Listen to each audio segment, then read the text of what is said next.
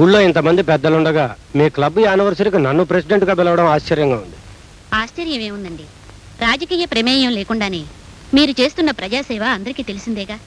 మీలాంటి వారు ఉండడం వల్లనే ఈ ఊరికి ఈ జిల్లాలోనే ఎంతో పేరు ప్రఖ్యాతి. అందుకే మిమ్మల్ని ఈ సంవత్సరం ప్రెసిడెంట్ గా ఎన్నుకున్నాం. చూడు, ఓ వింత జరగబోతోంది.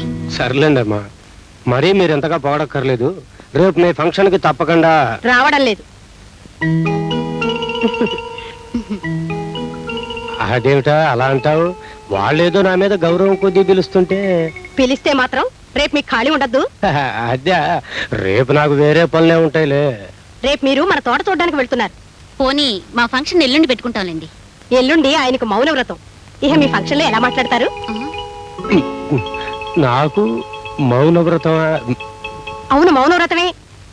2 నెలల దాకా రెస్ట్ తీసుకోమని డాక్టర్ చెప్పాడు. ఎప్పుడు చెప్పారు?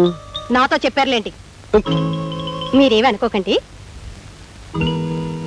వారి పరిస్థితి అర్థమైన తర్వాత ఇంకా ఎందుకు అనుకుంటాంలేండి. వస్తాం.